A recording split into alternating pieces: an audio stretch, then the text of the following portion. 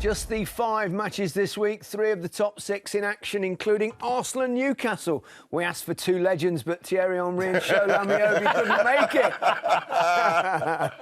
To the Emirates, where unbeaten Arsenal faced winless Sheffield United. Bukayo Saka had scored or assisted in 6 straight games. The last Englishman to do so in 7 for Arsenal was Ian Wright. There won't be no assist in there. But... Pure goals. Your commentator, Steve Wilson. A different kind of challenge today for an Arsenal side which beat Manchester City in their last game here. A title challenge is as much about fulfilling expectations as it is about exceeding them, and a win is what's expected today. No Gabriel Jesus for a while with a hamstring injury. In comes Eddie Nketiah, one of 4 changes, including a first league start of the season for Emile Smith-Rowe.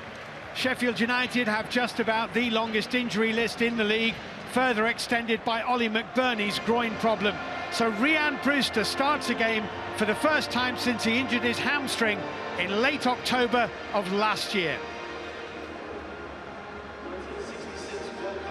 The world of football deeply saddened last weekend, of course, by the loss of Sir Bobby Charlton, certainly the most famous England footballer of his generation, and perhaps the best England footballer of any generation.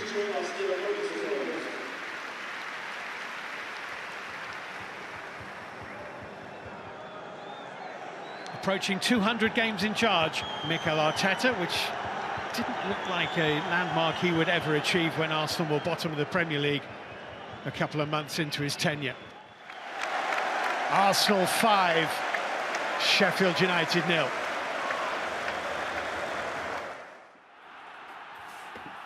Quite surprised you didn't score 4 goals. Ian Wright. I did score 4 goals, but it's before football was invented. I know. You know, it was so, At least you played in the Premier League. I actually don't exist. Great goal. He's got a few starts this season, hasn't he? That's not something that applied to either of you two, but it must be difficult in a way, being, I suppose he's a squad player. Yeah. But every club needs those sort of players, don't they, that can come in and do a job like that. When you look at it, you think to yourself, like Arsenal now, they're challenging for trying to win the league. You know, they're in the Champions League. You know, there was a time where we was worried that he weren't going to sign. In the end, he did sign. But you're thinking, where else would he go to get the opportunity, what he's got now? I know you've got Jesus in front of him. People are talking about another striker. But at the same time, he's in there, coming in and doing a job that we need him to do. And he's done it. He done it last season, and he's doing it again this season. He's a good player to come in there, isn't he? He's unlikely ever to be the main man. Yeah. But you're absolutely right. When you're in a football club that's challenging for honours, you need players of quality to come in, and he's that, and he'll always be a threat. It's the worst start after 10 games ever in a Premier League season, and the previous worst start, Sheffield United 2 years ago. They're shipping goals for fun, aren't they? 29 in 10.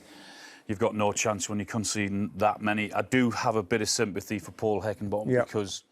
to West London next, Brentford have won both away games at Chelsea since their promotion to the Premier League. Conor McNamara was at Stamford Bridge. Just one home win in the Premier League in almost 8 months. Chelsea's attempt to get back to their best here at Stamford Bridge has been slow progress, but there have been green shoots of recovery lately.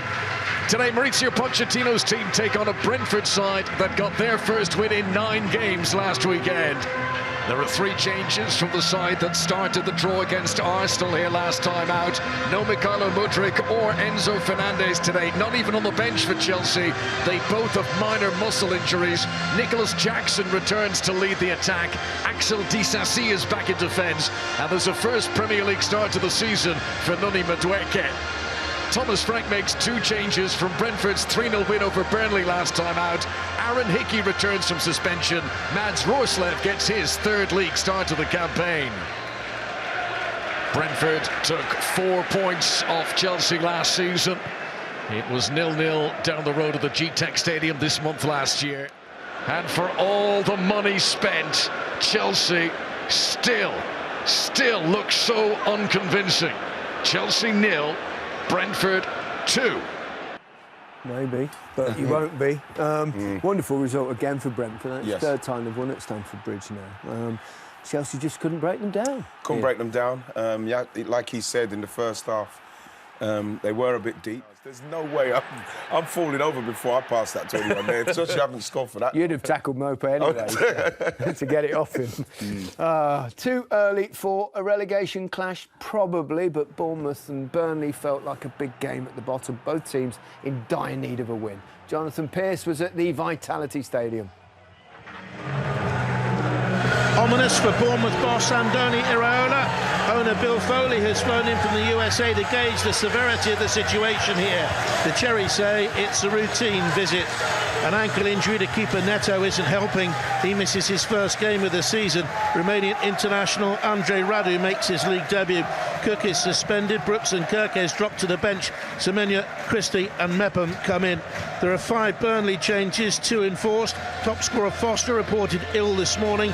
Roberts is banned. In come Vitinho, Gudmundsson, Brownhill, Koleosho and Zarori. Berger, Trezor and Odeberg go to the bench.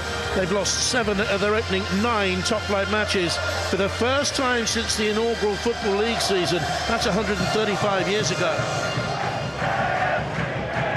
You'll hear the Burnley fans throughout the game. They are grouped right in front of our commentary position. This is Taylor from the ball, quickly, swiftly away. And after the game, I spoke to the Bournemouth manager, Andoni Iraola. Andoni, it's been a long wait for that first victory. It must be a real relief for you. Yes, as you said, a relief. I think we needed this one. It was... well, congratulations today. A very important victory for you, and thank you very much for talking to us. Thank you, Gary. Yeah, huge win for him and, of course, Bournemouth. How did they get this victory?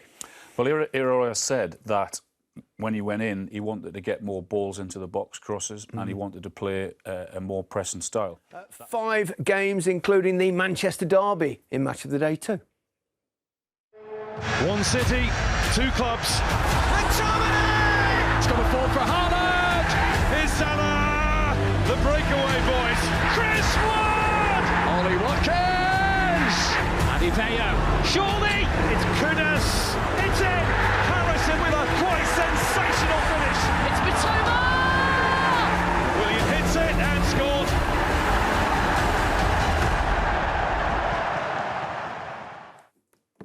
Five Live Premier League Sunday will be across all the action from midday. Listen on BBC Sounds. The latest edition of Match of the Day Top 10 is available now on iPlayer and Sounds. Watch the Ballon d'Or ceremony live on iPlayer, the BBC Sport website and Red Button from 7:45 on Monday. And if you missed the start of the show, you can watch back now by signing into iPlayer. The whole show is available first thing Sunday.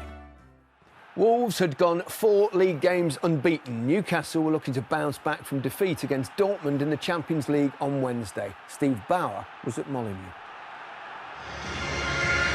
Newcastle have only won once here in the Premier League 12 years ago. Wolves top scorer Hwang is aiming to score for the 6th successive home game as Gary O'Neill recalls both Semedo and Lamina after suspension. Newcastle's only enforced change from midweek is the inclusion of Callum Wilson in place of the injured Alexander Isak, just as he did early on Wednesday night. Wilson has 16 goals in his last 20 Premier League appearances. So the visitors, who are themselves 5 unbeaten in the Premier League, 13 points from a possible 15. That could have easily nestled in the bottom corner. He knows it. OK, well, a point apiece in the end. You felt Newcastle looked a bit jaded against a very energetic Wolves. Certainly, the longer the game went on, I was becoming more concerned. Time for last night's action. Spurs travel to Crystal Palace, knowing victory will keep them top of the table, whatever happens this weekend, following Monday's win against Fulham.